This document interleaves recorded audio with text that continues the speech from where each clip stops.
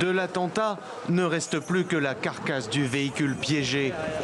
Des voitures et des bâtiments proches brûlés, soufflés par la puissante explosion.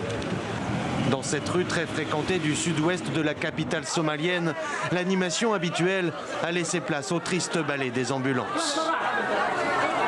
L'explosion a eu lieu quand je descendais d'un minibus. J'étais en route pour le travail. J'ai été blessé à la jambe.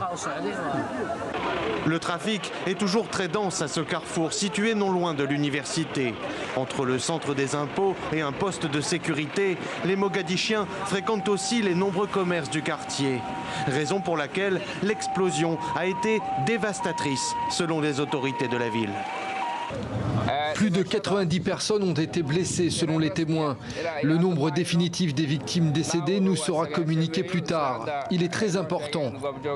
La plupart des personnes qui ont été tuées sont des étudiants et des universitaires.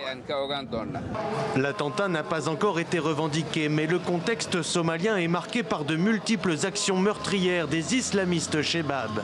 Chassés de Mogadiscio en 2011, ces insurgés contrôlent toujours de vastes zones rurales, d'où ils mènent des opérations de guérilla et des attentats suicides.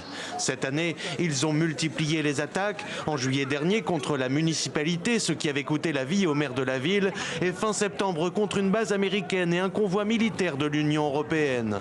Leur dernière attaque remonte au 11 décembre dernier, lorsqu'un commando armé de 5 islamistes avait pris pour cible cet hôtel du centre.